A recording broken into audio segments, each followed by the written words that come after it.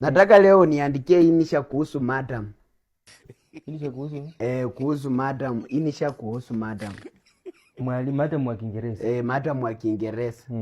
Madam tu yoyote kwa shule. Hiyo ni rahisi kwanza. Kwanza kabisa nashukuru sana madam.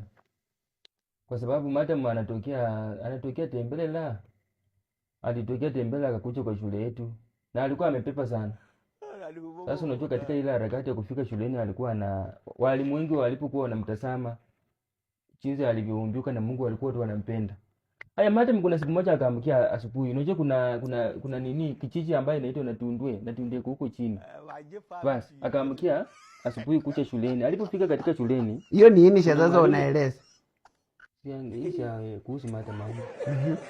Sasa huyo madam alileta shida kwanza kwa shule kwa sababu kuna walimu wengi walifutwa kazi. Hata tu kuna wanafunzi ambao walikuwa katika darasani hawakuwa wanaangalia venye anafunza, walikuwa wanaangalia venye anatingiza. Kwa sababu alipokuwa anaandika katika ubao, alikuwa anatingiza huko nyuma. Kwa hivyo alikuwa na mambo mengi kabisa ambayo alikuwa anafutia alikuwa anafutia. Hata kuna wakati ambapo principal pia alikuja akamwangalia. Akasema madam, ukinipea chance unaweza kuwa deputy principal. Madam akaweza kukataa. Kwa hiyo huyo madam wa English ameweza kuleta shida katika shuleni. Na sisi hatujafurahia. Umeona hatujafurahia kwa sababu anatuharibu mpaka wanafunzi.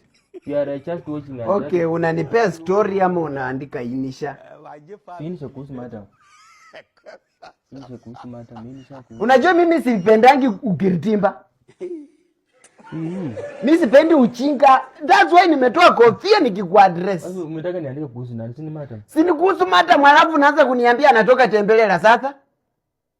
Anatoka Tembelela. Haya kitu yenye uko napika story ni mshene peke yake. Hakuna inisha. Kwaya kuna wapi nini mngario wa inisha?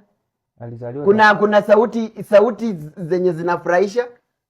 Tanakali ya sauti. Tanakali za sauti ziko wapi na kuuliza tanakali za sauti ziko wapi? Walimpikia Zangale akalia. Unajua unanipamba Ati walimpikia wapi? Zangale akatoa tu sauti. Sasa unaona mimi ni mchinga si ndio? Hapana. Tumepikishana hapo si ndio? Waje niende basi nirekebishe. Urekebishe in which way? Kuandika tu kuhusu madam unasema madam wangu ni huyu. Jina inaitwa nani? Anaitwa nani? Anavuzanga. Wacha kupepa kichwa kama kofia.